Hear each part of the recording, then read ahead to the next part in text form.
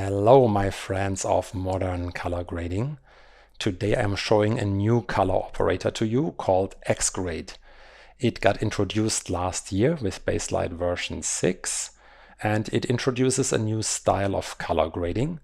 And therefore, in this introduction video, I will first focus on the capabilities of the operator and what you can achieve with it.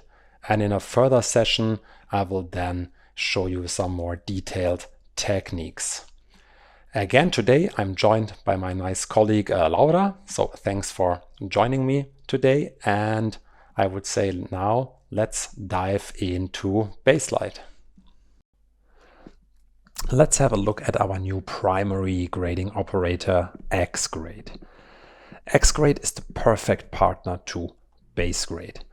While Basegrade performs global exposure and white balance corrections, Xrade is ideal to do more localized and more selective corrections on images. It uses the same perceptually uniform color model as Chromogen under the hood, which we call EAB, and it presents the user with a chromaticity point cloud of the current image. In that point cloud, we can apply force to the color volume. So here I'm dragging the red tones more towards blue, for example, turning them more purple. But at the same time, I can also add more forces to the image, something like this. And now look how the colors are floating through that force field. The function that modifies the color volume is always continuous and smooth. So instead of breaking the image in this area here, Xrade finds a function that smoothly warps the colors through this force field. Some people described it as a wind weather model. For example, they imagine it like wind forcing the colors here into a certain smooth shape. Okay, so we can modify one part of the color volume and leave the rest of the color volume untouched. What if I wanted to change the skin tone on that shot here? Where do I find it here in the color volume? Well, I just need to move my mouse cursor here over onto the image and it will highlight the area where the skin tones are living. This is over here. If I move my cursor over other areas, you can see these areas flashing up like a flashlight on the point cloud. And instead of remembering where the flash tones are living in the point cloud, I can directly add strokes here from the image. So when I click on my skin tone, you can see I'm now adding a color stroke that adds force to that color. So let's make our skin tone more warm in that example here. And we can go over to the purples and make purples more blue. Remember, Xrade is a primary grading operator, and we expect colorists using it on almost every shot. And as all other primary grading operators in Baselight, of course you can use it directly from the grading panel without touching the mouse or a pen. With one trackball, you can move that cursor on the image, and with another trackball, you can then modify that selected color in a specific way. Here turning greens to cyan. So this is the trackball. What about the ring? Of course, you can also change the brightness of colors. What about the yellows? Let's make them more bright. And let's go over to our cyans and make them darker. Let's have a look at our point cloud now. You can see these black and white lines overlaid over the point cloud. This contour plot is similar to topographical maps. White lines represent an increased brightness and dark lines represent lowering of the exposure. Per default, 8 lines represent an altitude of 1 photographic stop.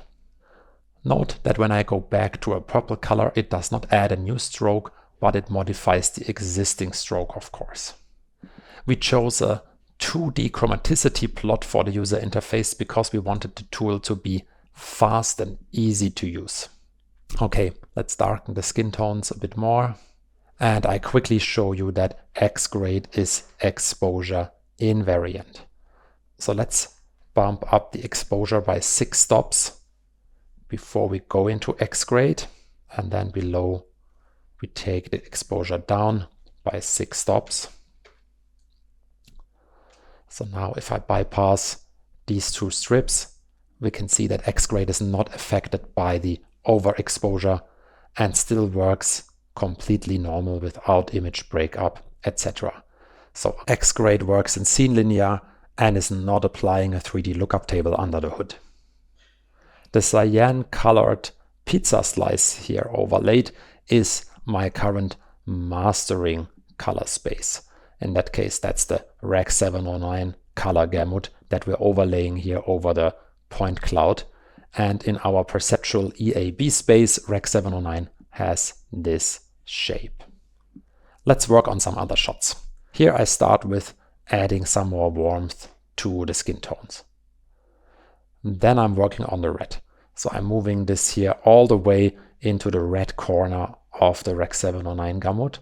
And I'm also darkening the red a lot. So I like these deep and dark reds. Then let's enhance the purple of the dress a bit, not too much. And let's darken the greens and make them also a little bit warmer. Notice how fast and intuitive we applied these corrections. Imagine each of these strokes as a localized base grade just in that area of the color space. At the center of the stroke, Xrade works as base grade and then smoothly fades out.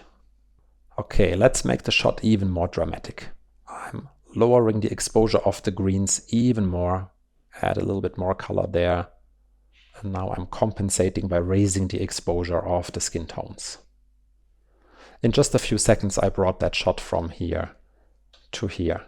And that without thinking about color curves, which key to pull, how to blur the key, etc., etc. Just looking at the image and pulling the colors in the desired way. Let's move on. First, let's remove the yellowish color cast from the train. Then add a little bit more skin color. That orange here I want to have as a really deep orange. And of course also I want to enhance the blues.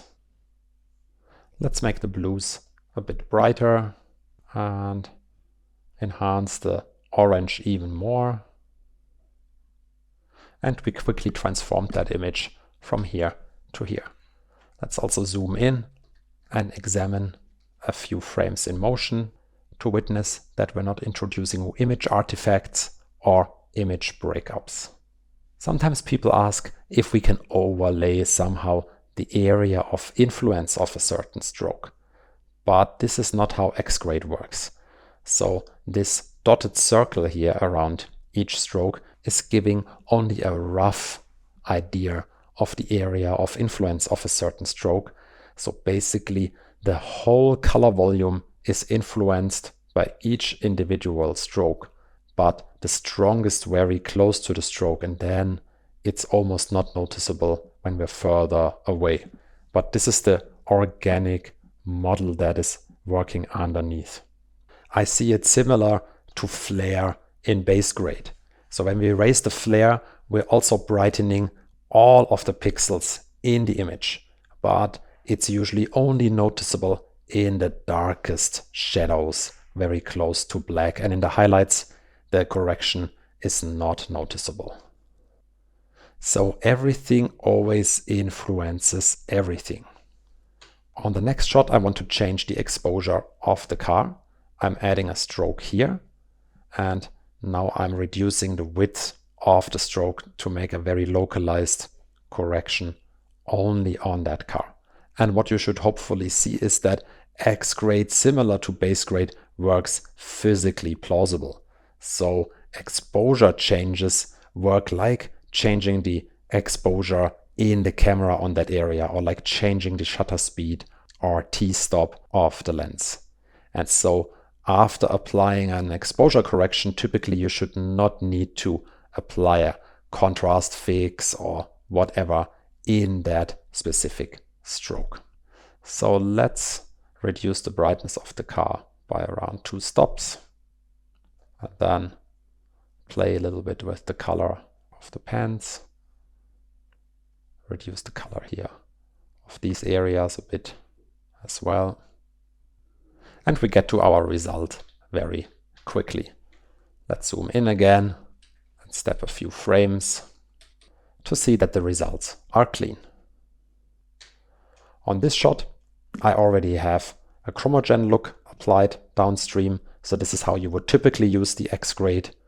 As I said, we see it as a primary grading tool, and grading means shot-by-shot grading, and Chromogen is the ideal partner for the look creation. Here I perform some tone mapping, so I reduce the exposure of the explosion to a nicer value here for SDR output. Also, let's improve the color of the flames a bit on the outside. We can also make it a bit warmer and maybe raise the exposure a bit. Let's go to the sky and reduce that one in brightness. So I guess we can raise this one here a little bit more in exposure so that we don't lose too much of brightness. Let's reduce the brightness here a bit more. And very quickly we get from here to here with Xrade. And let's have a closer look at the stunt guys flying through the air. We see that some areas of the guys are getting darkened and some areas are getting brighter. Or let's improve that here. And we can see that Xrade still finds a physically plausible solution for that complex correction here, because this is typically the area where image breakup occurs, because some areas are getting darkened, some areas are getting brightened, and here we see the correction is very clean. This is also one of the principles in Xrade. Notice that when I pull down the exposure here, more and more areas of the image are affected. And when I now go over here and pull it back up, we can also see at one point the flames are getting brighter again. So when a correction is not possible anymore, instead of breaking the image, Xrade shows us as colorists subconsciously, this is how far you can go. Think about a different technique to push it further. Some people see Xrade like a key, and to some extent I can agree, because Xrade can solve tasks that we typically used keys for. But on the other hand, Xrade has one big advantage compared to keys, and that is that the qualification and the correction are organically intertwined in Xrade. What do I mean by that? Let's move on to the next shot. So here I have selected intentionally a blurry frame from the beginning of a take with the slate just moved out of the frame. When I say the correction and qualification are intertwined, that means that when I move that red here just a little bit, then only some pixels in that part of the color volume are affected. But the stronger I pull here, you can notice the further the reach of that stroke goes. And that is a great thing, because with that method, Xrade can ensure that the final correction is always smooth in the color volume. Let's pop up a Luma waveform and zoom in closely into that area here of the blurred jacket in front of the snowy background. So now we can see here the Luma waveform plot of that part. So if I go into Xrade and drop the luminance of the white background, we can see that if I pull really hard at one point, it also starts to lower the luminance of the red jacket. So in the beginning, let's reset that. So in the beginning, we're only modifying the background, and the further I pull, the more and more we're also lowering the luminance of the red jacket. Let's compare that to a key. And in that case, I try to really build a super smooth key here with very long roll-offs, but with no blur yet applied, to be fair against Xrade. And now let's switch to the outside of that key and lower the luminance. And the interesting thing that happens is in that area here. Here you can see the key can pull much further than the edges give us allowance for. So let's have a look at that area one more time. Here we can see also, if I'm making it brighter, that it's tearing apart the pixels a lot, and it's even more noticeable here when I drop the luminance in that area. And this is the inherent problem of keys. The correction, in this case our base grade, doesn't know anything about the qualification, about the hue angle and its properties and parameters. So the two cannot interact with each other as nicely as Xrade can do. So we have to be careful with keys. And what we also typically do with keys is that we blur the matte to some extent. And you can see here now in the waveform, when I apply a lot of blur, how it smooths out that problematic area where the edge is not working properly. But also we know that blurring a key always brings other compromises with it. Let's move on. This is a real example where Xrade saved me some headache. The character in the scene is showering off some blood, and the water from the shower is diluting the fake blood and making it appear too bright. So Xrade for the rescue. What I do is I lower the luminance of the deep reds a lot. Something like this. I would say that already helps a lot. And to enhance the effect, I'm taking the orangish colors and pushing them a bit deeper into the reds and lowering this exposure as well.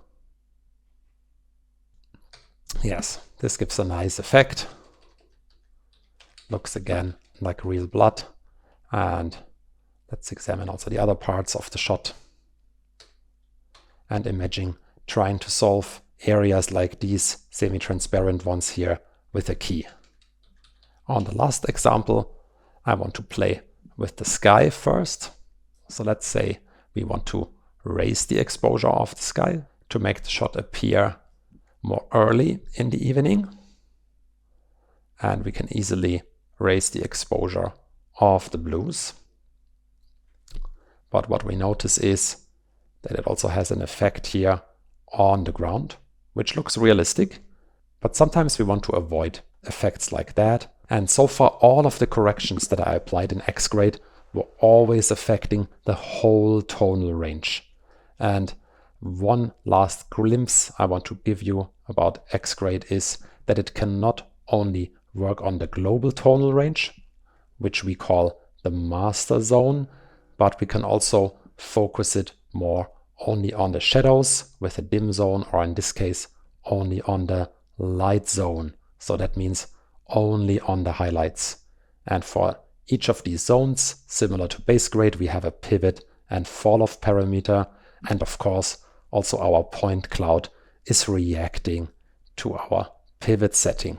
So in that case, let's choose here something like that. And let's compare again. So now we can see we're only raising the exposure now of the sky and keeping the dark blue areas here untouched. Let's drop the exposure of the yellows and examine the borders here in this area.